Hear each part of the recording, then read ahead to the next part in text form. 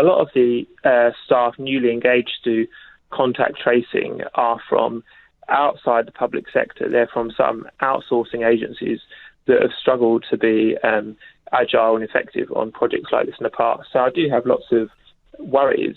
I mean, Tom, it's not tracing. world class yet, is it? Our test and trace system.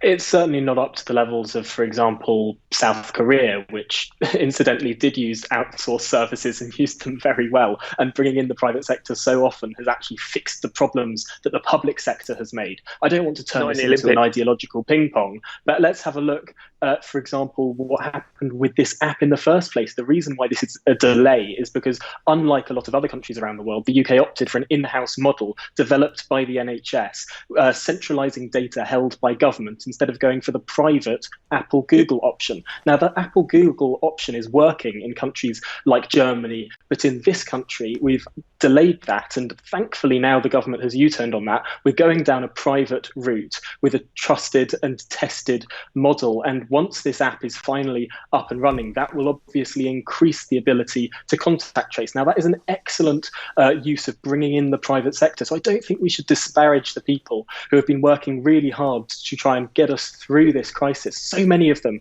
coming from charities or universities or the private sector. It's not just government that can do right here. And actually, so often it's been the government institutions that have made very bad errors, whether it's testing, whereby that command and control strategy started off, or within the NHS, or within PHE. It's only when we brought in the private sector that we were able to ramp up testing in this country. Similarly with the app, time and time again, we've seen the public sector fail and the private sector step in to save us.